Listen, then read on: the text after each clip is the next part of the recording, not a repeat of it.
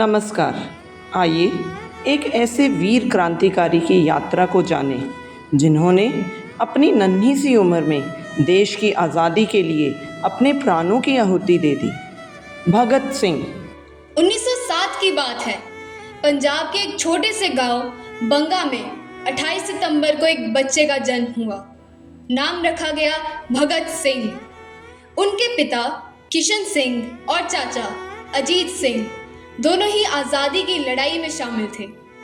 कहते हैं जिस दिन भगत सिंह पैदा हुए उसी दिन उनके पिता और चाचा जेल से रिहा हुए थे। मानो नियति ने पहले ही तय कर लिया था कि ये बच्चा जंजीरें तोड़ने के लिए पैदा हुआ है। अब सोचिए भगत सिंह का बचपन कितना मज़ेदार रहा होगा। बाकी बच्चे जहां गुड्डे गुड़ियों से खेलते थे, वहीं भगत छोटी उम्र में मिट्टी में बंदूकें बनाकर अंग्रेजों को मारने का खेल खेलते थे। एक बार तो उनकी माँ विद्यावती ने पूछा, भगत तू दिन भर मिट्टी में क्या करता रहता है? भगत ने बड़े गर्व से कहा, माँ मैं आज़ादी की फसल उगा रहा हूँ। माँ हंस पड़ी, लेकिन उन्हें क्या पता था कि उनका लाल सचमुच ऐसा करेगा। 1919 में जलियांवाला बाग हत्याकांड हुआ। भगत सिंह तब सिर्फ 12 साल के थे। जब उन्हें पता चला कि अंग्रेजों ने निहत्थे लोगों पर गोलियां चलाई, उनका खून खौल उठा। वो घर से निकले, 40 किलोमीटर पैदल चलकर जलियांवाला बाग पहुंचे। वहां का मंजर देखकर उनकी आंखें नम हो गई। खून से सनी मिट्टी को उन्होंने एक शीशी में भरा और घर लाकर रख लिया। ये मिट्टी उनके लिए सिर्फ मिट्टी नहीं थी, ये थी उनकी क्रांति की पहली चिंगारी। उन्होंने उस मिट्टी को देखकर कसम खाई, मैं इन अंग्रेजों को इस देश से भगाऊंगा, चाहे मेरी जान चली जाए। और यहीं से शुरू हुआ उनकी जिंदगी का वो सफर जो इतिहास में सुनहरे अक्षरों से लिखा गया।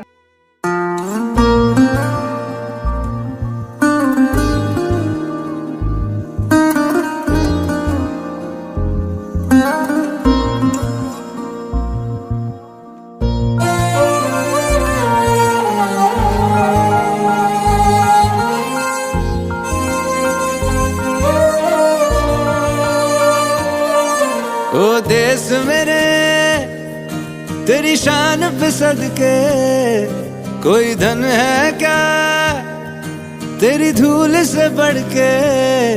तेरी धूप से रोशन, तेरी हवा पे जिंदा, तू बाग है मेरा, मैं तेरा परिंदा। है अर्ज़ ये दीवाने की, जहाँ भोर सुहानी देखी, एक रोज वही मेरी शाम हो।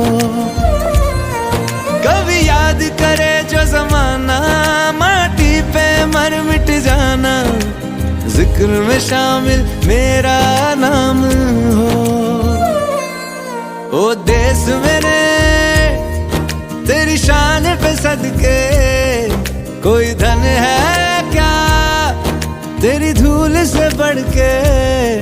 तेरी धूप से रोशन, तेरी हवा पे जिंदा, तू बाग है मेरा। 1920 के दशक में भगत सिंह लाहौर के नेशनल कॉलेज में पढ़ने गए, लेकिन पढ़ाई से ज़्यादा उनका ध्यान क्रांति पर था। वो हिंदुस्तान रिपब्लिकन एसोसिएशन से जुड़े। वहाँ उनकी मुलाकात हुई सुखदेव, राजगुरु और चंद्रशेखर आज़ाद जैसे जाबाजों से। ये लोग ऐसे थे कि अंग्रेज़ों के लिए सिरदर्द बन गए थे। एक बार सुखदेव ने भगत से कहा, यार भगत तू तो इतना हैंडसम है, शादी कर ले, क्रांति बाद में करियो। भगत हंसे और बोले, सुखदेव मेरी दुल्हन तो आज़ादी है और मैं उससे शादी करने के लिए मरने को तैयार हूँ। दोस्तों, ये थी भगत सिंह की सोच, प्यार भी देश से और जिंदगी भी देश के लिए।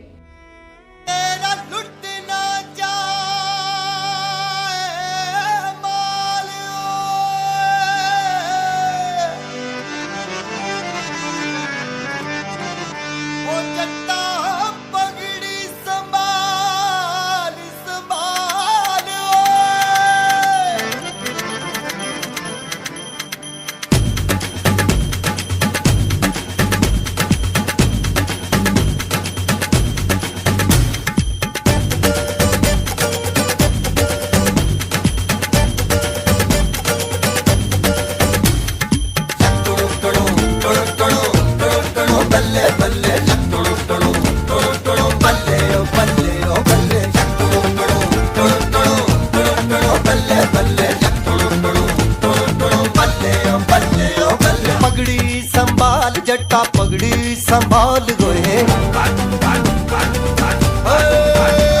तेरा ना जाए ओ तेरा ना जाए माल जट्टा तंगड़ी संभाल गोए तोड़ गुलामी की जंजीरें बदल के तू अपनी तकदीरें पड़ जा ऐसा इनके पल्ले कर दे इनकी पल्ले पल्ले। दिसंबर 1928 लाहौर में एक बड़ा हादसा हुआ। क्रांतिकारी लाला लाजपत राय अंग्रेजों की लाठी चार्ज में घायल हो गए और उनकी मौत हो गई। भगत सिंह और उनके साथियों का गुस्सा 7वें आसमान पर था। उन्होंने फैसला किया कि इसका बदला लिया जाएगा, लेकिन उस दिन कुछ ऐसा हुआ जिसने सबको चौंका दिया। 17 दिसंबर को भगत सिंह, राजगुरु और सुखदेव ने प्लान बनाया। वो लाहौर पुलिस स्टेशन के बाहर खड़े थे। जैसे ही एक अंग्रेज अफसर बाहर निकला, राजगुरु ने गोली चला दी, लेकिन ओहो, गलती हो गई। वो स्कॉट नहीं, जॉन सैंडर्स था। भगत सिंह ने तुरंत दूसरी गोली मारी और सैंडर्स ढेर हो गया। अब शुरू हुआ असली ड्रामा। अंग्रेज पुलिस हर तरफ छानबीन करने लगी। भगत सिंह और उनके साथी भागे। भगत सिंह ने अपनी मूंछ काटी, बाल छोटे किए और सूट पहनकर अंग्रेजों को चकमा दे दिया। सोचिए कितना साहस चाहिए होगा कि जिस देश में आप पर इनाम रखा हो, वहां आप सूट बूट में घूम रहे हों। अप्रैल 1929 भगत सिंह और बटुकेश्वर दत्त ने दिल्ली की सेंट्रल असेंबली में बम फेंका, लेकिन ये कोई खतरनाक बम नहीं था। इसका मकसद था अंग्रेजों को जगाना। बम फटा, धुआं फैला और भगत ने नारा लगाया, इनकलाब जिंदाबाद, इनकलाब जिंदाबाद। वो भाग सकते थे, लेकिन नहीं भागे। क्यों?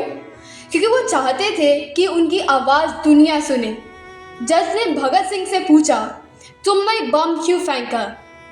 भगत ने ठंडे दिमाग से कहा, मैंने बम नहीं, अपनी बात फेंकी थी। अंग्रेज बहरे हो गए हैं, उन्हें सुनाने के लिए धमाका जरूरी था। कोर्ट में सन्नाटा छा गया। 23 मार्च 1931 लाहौर जेल में भगत सिंह, सुखदेव और राजगुरु को फांसी की सजा सुनाई गई। उस रात भगत जेल में किताब पढ़ रहे थे। जेलर ने आकर कहा, भगत, वक्त हो गया। भगत ने किताब रखी, मुस्कुराए और बोले, ठहरो, एक क्रांतिकारी को दूसरे से मिलवाना चाहता हूँ। वो लेनिन की किताब पढ़ रहे थे। फांसी के तख्ते पर चढ़ते वक्त तीनों ने एक साथ नारा लगाया, इनकलाब जिंदाबाद, और फिर सन्नाटा। 23 साल की उम्र में भगत सिंह शहीद हो गए, लेकिन उनकी वो आग आज भी हमारे दिलों में जल रही है।